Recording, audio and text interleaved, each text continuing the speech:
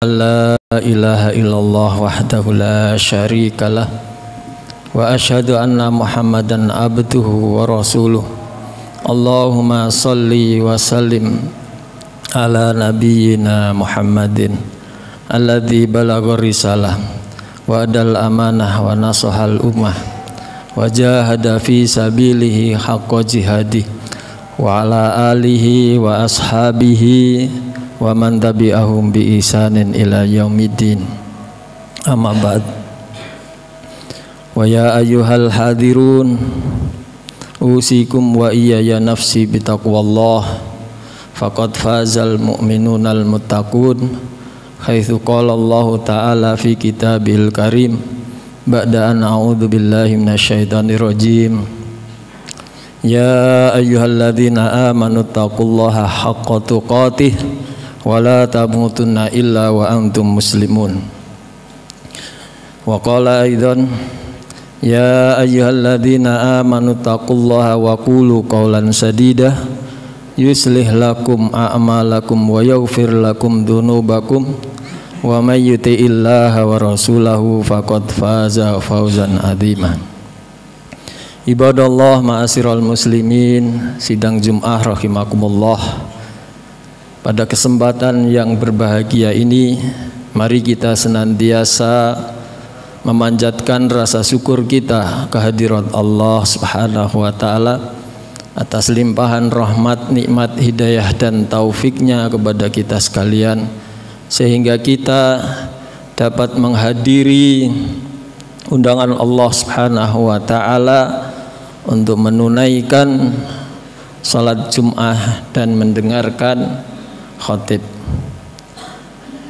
Salawat dan salam semoga senantiasa tercurahkan kepada junjungan kita Nabiullah Muhammad sallallahu alaihi wasallam, juga kepada keluarganya dan juga sahabat-sahabatnya serta pengikut-pengikutnya yang senantiasa berpegang teguh kepada Al-Quran dan sunnahnya. Hadirin ma'asyiral muslimin rahimakumullah, melalui khutbah ini pula tidak lupa khatib berwasiat pada diri kami khususnya dan juga kepada hadirin umumnya, mari kita senantiasa meningkatkan iman dan takwa kita kepada Allah Subhanahu wa ta'ala dengan melaksanakan segala perintah-perintahnya serta menjauhi segala larangannya. Hadirin ma'asyiral muslimin rahimakumullah, Allah Subhanahu wa ta'ala berfirman di dalam surat Al-Hadid ayat 16, Alam ya'ni lil ladzina amanu an tahsya'a qulubuhum li dzikrillahi wa ma nazala minal haq. Belumkah datang waktu untuk lembut hatinya, khusyuk hatinya, mengingat Allah Subhanahu wa ta'ala, wa ma nazala minal haq, serta patuh terhadap kebenaran. Wala yakunu kalladzina utul kitaba min qabl fatalat alaihim al-amalu faqasat qulubuhum. Janganlah mereka, wahai orang-orang yang beriman, jangan sampai seperti orang-orang dahulu yang diberi kitab, yaitu Yahudi dan Nasrani. Lalu lewatlah masa yang panjang yang membuat mereka keras hatinya, lalu merubah-rubah kitab, menyimpang dari ajaran dan lalai terhadap kebenaran. Hati mereka menjadi keras seperti batu. Wa katsirum minhum fasikun, dan kebanyakan mereka adalah orang-orang yang fasik.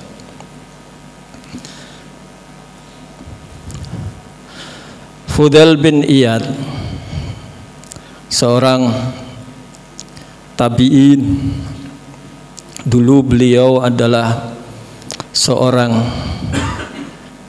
yang terkenal, pembegal yang ulung, yang bergelimang di dalam kemaksiatan. Lalu suatu ketika ia tergila-gila dengan seorang gadis, seorang wanita yang cantik. Suatu hari kemudian dia berkeinginan untuk bertemu, menemui. Dia ingin naik untuk bisa ketemu, naik ke rumah untuk bisa bertemu. Tapi kemudian qadarullah, ia mendengar ada suara ayat Al-Quran yang dibaca. Alam ya'ninil ladzina amanu an tahsha'a qulubuhum li dzikrillahi wa ma nazala minal haq wa la yakunu kal ladzina utul kitaba min qablu fatala alaihimul amadu faqasat qulubuhum wa katsirum minhum fasiqun. Sudah waktunya saya bertobat. Lalu sejak mendengarkan ayat ini kemudian dia bertobat. Lalu ia pulang. Di kegelapan malam ada tanah yang kosong. Dia duduk dan merenungi perbuatan yang selama ini ia lakukan. Lalu ada rombongan datang di dekat tempat itu. Dan Fudail bin Iyad mendengarkan ucapan mereka. Mereka berbisik-bisik bahwa kita istirahat di sini, kita tidak melanjutkan karena daerah yang akan kita lewati adalah tempatnya Fudail bin Iyad yang akan membegal kita. Mendengar bisikan mereka, Fudail bin Iyad pun semakin menyesali perbuatan. Ia habiskan malamnya untuk bermaksiat dan orang pada ketakutan pada dirinya. Hari itu kemudian dia bergumam dan berdoa untuk menjadi Abidul Haramain. Sejak itu kemudian dia menjadi Abidul Haramain, tinggal di masjid dan beribadah kepada Allah Subhanahu wa taala. Hadirin ma'asyiral muslimin rahimakumullah. Sahabat Ibnu Mas'ud dia mengomentari ayat ini bahwa jarak Islam kami dengan peringatan ayat ini, ayat turun ini hanya berjarak 4 tahun. Ketika kami sudah mulai lalai, tidak semangat, banyak tertawa, hati kami sudah mulai rapuh, hati kami sudah mulai tidak khusyuk lagi, maka turun ayat ini mengingatkan kepada kami agar supaya kami jangan sampai mengikuti langkah-langkah orang yang terdahulu.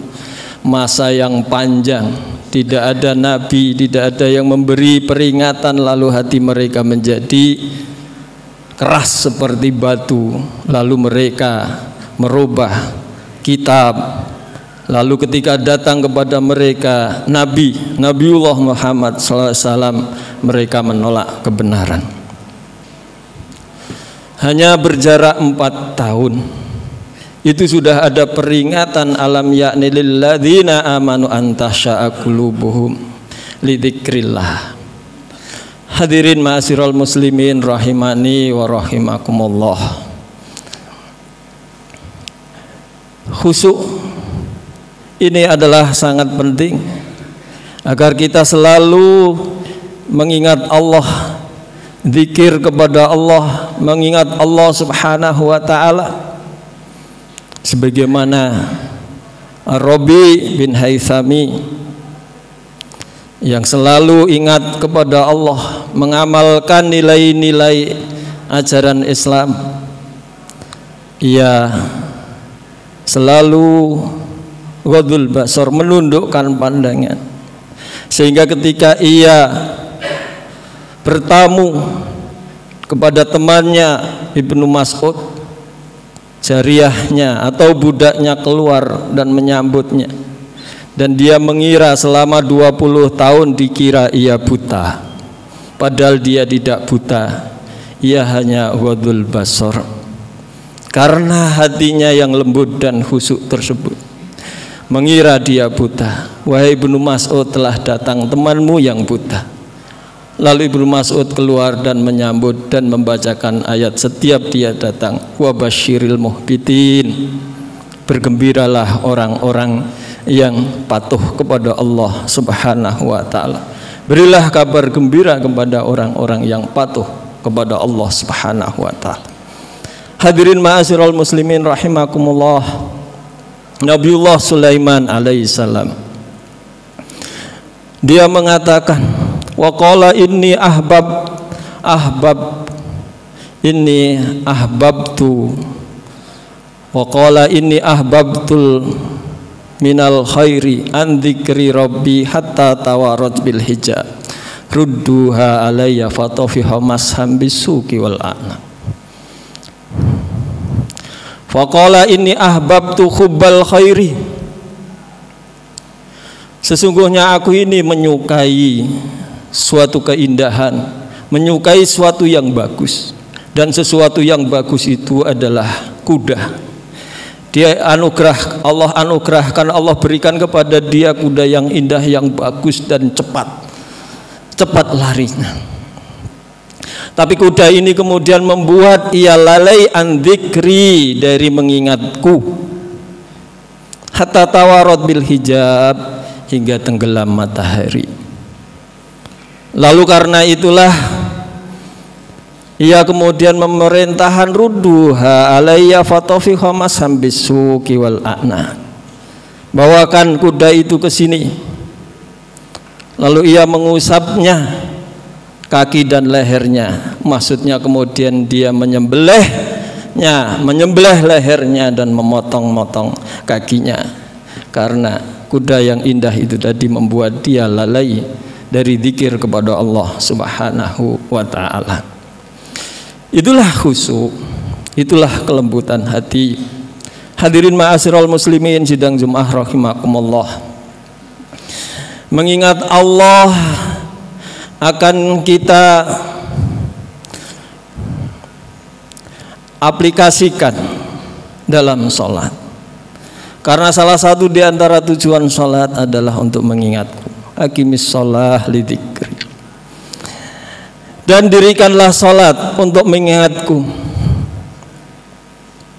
Hadirin ma'asyiral muslimin sidang Jum'ah rahimakumullah, ruh daripada sholat adalah khusyuk. Dan khusyuk itu ada dua. Khusyuk dalam arti yaitu jasadnya, fisiknya. Khusyuk dalam arti memenuhi rukun dan syaratnya. Dan yang kedua adalah khusyuk dalam arti hatinya. Rasulullah Shallallahu Alaihi Wasallam mengingatkan kepada kita, ma'amri'im muslim tahduruhu salatun maktubatun fayuhsin wudu'aha wa khusu'aha wa ruku'aha illa kanat kafarah lima qablaha minad dunubi malam tu'ta kabirah adzalikal dahru kullah. Tidaklah seseorang muslim yang menghadirkan salat fardu lalu ia membaguskan wudunya, rukuk, membaguskan khusyuk dan rukuknya, kecuali Allah, kecuali salat itu akan menghapuskan dosa-dosanya sebelumnya, selama itu bukan dosa-dosa besar, dan itu adalah kulladahar, selamanya. Hadirin ma'asyiral muslimin sidang Jum'ah rahimakumullah, Rasulullah juga mengingatkan kepada kita la tujza'u salatun la yuqimu fiha ar-rajulu salbah, yakni ar-ruku' wal sujud. Bahwasanya salat seseorang tidak akan diterima, tidak mendapatkan pahala, tidak diterima, yaitu seorang laki-laki yang salatnya tidak meluruskan punggungnya, yaitu saat ruku' dan khusyuk dan sujud. Dalam riwayat lain, Allah Subhanahu wa taala tidak melihat orang yang salat yang punggungnya dan punggungnya tidak lurus saat ruku' dan sujud. Maknanya bahwa salat harus dilakukan dengan tumakninah, tidak tergesa-gesa. Ruku' dan sujudnya harus lurus agar supaya diterima di sisi Allah Subhanahu wa taala. Bahkan ada seorang sahabat yang ditegur ketika salat, kamu belum salat, salatlah lagi. Kemudian salat lagi, kemudian ditegur lagi, kamu belum salat sampai 3 kali karena kamu belum meluruskan punggungmu saat rukuk dan sujud. Hadirin ma'asyiral muslimin rahimakumullah. Para sahabat ketika ia salat, betul-betul ia lakukan dengan khusyuk, baik secara fisik, tenang dan juga anteng. Ketika ia salat di rumah, ia salat menghadap dinding, menghadap tembok di tempat yang gelap, yang tempat itu sempit, hanya bisa dipakai untuk rukuk dan sujud. Di tempat yang gelap ia fokuskan pandangannya di tempat sujud meskipun di tempat yang gelap. Lalu ketika ia berangkat ke masjid, di masjid pun di tempat yang terbuka, ia pandangannya pun juga tetap ke tempat yang sujud, sehingga ia tidak mengenali siapa yang ada di kanan dan siapa yang ada di kirinya. Itulah orang yang sholat, sehingga ia pandangannya fokus di tempat sujud. Dan disunahkan memang pandangannya ke tempat sujud, atau juga pada saat ia mengangkat jari, ia pandangannya ke jari yang bergerak. Hadirin ma'asyiral muslimin rahimani wa rahimakumullah. Kemudian ketika ia sholat dibarengi dengan khusyuk hati, hadir hatinya, hadir di hadapan Allah Subhanahu wa taala dengan lafaz yang ia lantunkan, bacaan Al-Qur'an yang dia lantunkan. Di situ ia hadir, ada yang hadir dengan lafaznya saja tapi tidak dengan maknanya. Ada yang menghadirkan hanya di lafaznya tapi tidak di maknanya. Artinya ia hadir dengan lafaz tapi tidak dibarengi dengan suatu pemahaman dari makna yang ada. Dan pemahaman seseorang itu setiap orang berbeda-beda. Terkadang dengan sholat itu yang sebelumnya tak terlintas apa-apa, karena ia khusyuk, hadir dengan lafaz dan makna, ia kemudian menemukan makna-makna yang lembut daripada Al-Quran yang telah dibaca tersebut. Hadirin ma'asyiral muslimin sidang Jum'ah rahimakumullah. Ia menikmatinya di dalam salat dengan menghadirkan hatinya menghadap Allah Subhanahu wa ta'ala. Dalam arti kalau dia sudah menghadirkan kemudian tidak ada terlintas segala urusan-urusan yang ada, tidak ada goresan-goresan di dalam pikirannya. Kemudian ia fokus mengingat Allah Subhanahu wa ta'ala. Maka terkadang menyebabkan karena khusyuknya itu dia tidak mengerti, bahkan tidak mendengar bahwa sebagian dari bangunan masjid itu ada yang runtuh pun tidak mendengarnya karena ia khusyuknya dalam hati. Abdullah bin Zubair ketika kakinya sakit, yang kakinya itu harus dioperasi, maka untuk mengoperasinya diminta oleh dokter atau tabib agar minum sesuatu yang membuat dia pingsan. Kalau hari ini adalah dibius. Lalu dia tidak mau. Kemudian dia meminta, biarlah aku sholat. Saya akan sholat dengan duduk. Ketika nanti di tengah-tengah sholat, tolong potong kaki saya. Lalu ia sholat, dan dia sholat dengan duduk, dipotonglah kakinya. Dan ia berhasil, dia potong dengan sholat karena ia khusyuk di dalam sholatnya tersebut.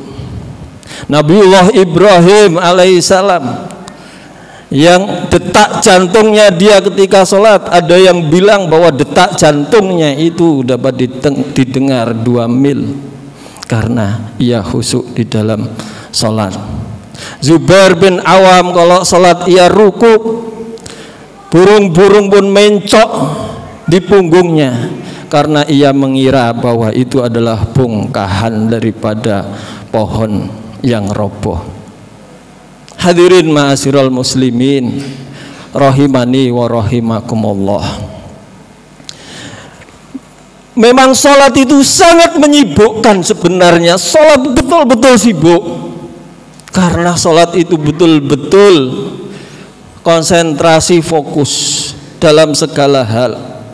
Karena itu yang menyebabkan pahala orang yang sholat itu berbeda-beda. Innalil abdi la yusolli sholah fayuktabu fiha illa usuruha tusu'uha thumunuha tusu'uha khusudusuha humusuha rubu'uha thuluthuha nisfuha. Tidaklah seorang hamba ketika ia sholat kecuali ia akan ditulis pahalanya. Ada yang mendapatkan 1/10, ada 1/9, 1/8, 1/7, 1/6, 1/5, 1/4, 1/3, 1/2, macam-macam. Apa yang menyebabkan sholat itu nilainya berbeda-beda? La yuktabu lahu illa ma'ukila fiha. Yang menyebabkan berbeda-beda pahalanya itu tergantung lintasan apa yang ada yang masuk dalam pikirannya ia ketika ia sholat. Ia disibukkan apa? Lebih disibukkan kepada zikir kepada Allah, mengingat kepada Allah, atau blas sama sekali tidak ada yang diingat kecuali hanya lafaz dan gerakan saja. Apakah ia sholat hanya dengan gerakan dan lafaz yang terucap saja, atau betul-betul semuanya sholat? Kakinya sholat, tangannya sholat, telinganya juga sholat, lisannya juga sholat, hatinya juga sholat, semuanya ataukah tidak? Itu kualitas orang berbeda-beda. Kenapa ini penting? Untuk kita selalu bisa evaluasi. Sebab Rasulullah SAW mengingatkan, ayu awalu syai'in yurfa'u min hadhil ummah al-khusu hatta la tarofiha khasian. Karena pertama kali yang dicabut oleh Allah Subhanahu wa ta'ala pada umat ini adalah khusyuk, hingga kamu tidak melihat seorang pun yang khusyuk di dalamnya. Hadirin ma'asyiral muslimin sidang Jumat rahimakumullah. Ini menjadi suatu evaluasi bagi diri kita, betapa orang yang sholat itu memang suatu hal yang sangat sibuk, ya, sibuk. Hingga bagaimana bisa full, meskipun kita ini bukan sahabat, kita ini bukan tabi'in, tapi setidaknya mereka semuanya bisa kita ambil pelajaran. Rasulullah Shallallahu Alaihi Wasallam ketika sandal jepitnya, talinya itu perlu diperbaiki, lalu kemudian dia sholat dan memperbaikinya itu menjadikan dia kagum pada saat sholat, di bawah pikiran dalam sholat, maka setelah sholat ia meminta agar talinya yang dulu itu dikembalikan lagi supaya tidak lagi teringat akan hal itu. Begitu pula pada saat Rasulullah SAW dihadiahi oleh Abu Jaham, dihadiahi pakaian yang indah, dan Rasulullah memang menerima hadiah. Tapi kemudian pakaiannya itu ada alwanun dan zuhruf, ada warna-warna serta ada hiasan-hiasan yang diberikan kepada Rasulullah, lalu dipakai di dalam sholat, lalu ia kagum dengan pakaian yang dia pakai, yang di situ ada selupannya dan ada warna-warna yang indah itu. Terus kemudian setelah selesai sholat, tolong ini kembalikan kepada Abu Jaham dan tukar saja dengan pakaian yang tidak ada warna dan goresan-goresan hiasannya, agar kami sholat tenang dan tidak masuk dalam lintasan-lintasan kami saat kami sholat. Begitu sulitnya orang yang sholat itu, karena sholat itu adalah menyibukkan diri mengingat Allah Subhanahu wa ta'ala. Aqimis shalah li dzikri. Barakallahu li wa lakum wa nafa'ani wa iyyakum bima fi minal ayati wa dzikril hakim wa qur rabbirham wa anta khairur rahimin.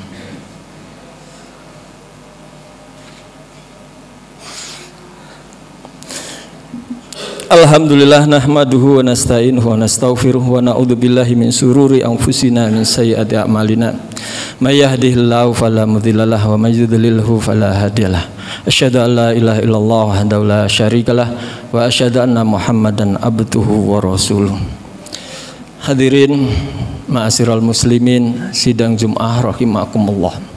Ada juga orang yang sholat tapi tidak mendapatkan apa-apa selain hanya sekedar menggugurkan kewajibannya, meskipun itu sudah baik, artinya sudah menjadi standar orang muslim, cuma tidak mendapatkan apa-apa.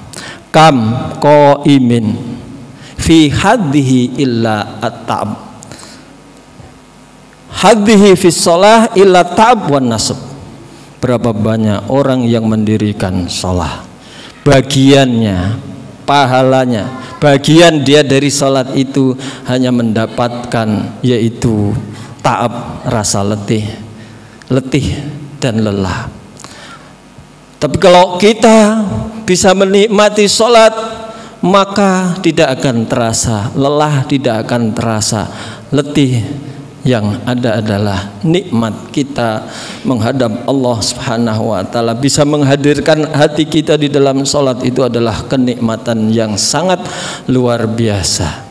Maka jangan sampai kita menjadi orang yang lalai di dalam sholat. Wailul lil musallin alladzina hum fi sholatihim sahun. Celaka mereka orang yang sholat, yang di dalam sholatnya ia itu sahun, lalai di dalam berzikir mengingat Allah Subhanahu wa ta'ala. Apalagi sholatnya orang-orang munafik, yaitu wa idza qamu ila sholati qamu kusala wala yadhkurunallaha illa qalila. Mereka malas dalam menegakkan salat dan tidaklah mereka mengingat Allah kecuali sedikit.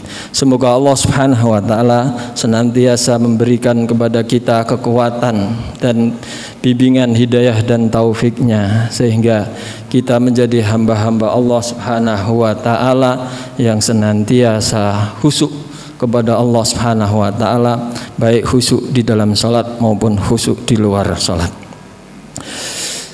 Mari kita akhiri khutbah ini dengan doa. Bismillahirrahmanirrahim. Allahumma ighfir lil muslimin wal muslimat wal mu'minin wal mu'minat al ahya'u minhum wal amwat innaka sami'un qaribun mujibud da'wat.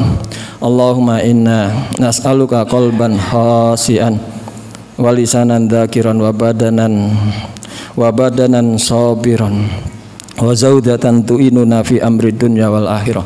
Allahumma inna na'udzubika min qalbin la tahsha wa min ilmin la yanfa wa min du'a wa min nafsin la tasba wa min du'ain la yustajabu. Allahumma inna nas'aluka minal khairi kulli ajili wa ajilihi ma alimna wa lam na'lam. Allahumma inna na'udzubika minasyarri kulli ajili wa ajili ma alimna wa lam na'lam. Allahumma inna nas'aluka minal khairi kama sa'alaka abduka wa nabiyyuka Muhammadin sallallahu alaihi wasallam. Allahumma inna na'udzubika minasyarri kama ista'adza bihi nabiyyuka wa abduka Muhammadin sallallahu alaihi wasallam. Allahumma inna nas'aluka al-jannah wa ma yuqarribu ilayya min amalin min qaulin wa amalin. Allahumma inna na'udzubika minan nari wa ma yuqarribu ilayhi min qaulin wa amalin. Allahumma inna nas'aluka an taj'ala kullama qadaita lana khairan. Allahumma inna nas'aluka hubbaka wa hubba ma yuhibbuka wal amal alladhi yuqarribuna ila hubbika. Allahumma ja'al hubbaka ahabba ilaina min amwalina wa ahlina wa minal ma'il barid. Allahumma aslih lana dinana alladhi huwa ismatu amrina wa aslih lana dunyana allati fiha ma'ashina wa aslih lana akhiratana allati fiha ma'aduna waj'alil khaira ziyadatan lana fi kulli khair waj'alil mauta rahatan lana min kulli syarr. Rabbana Allahumma inna nas'aluka al-huda wat tuqa wal afafa wal ghina. Allahumma inna nas'aluka ridhaka wal jannah wa na'udzubika min sukhtika wan nar. Rabbana hab lana min azwajina wa dzurriyyatina qurrata a'yun waj'alna lil muttaqina imama. Rabbana atina fid dunya hasanah wa fil akhirati hasanah wa qina adzabannar. Subhanaka rabbil izzati amma yasifun wa salamun alal mursalin walhamdulillahi rabbil alamin. Assalamualaikum warahmatullahi wabarakatuh.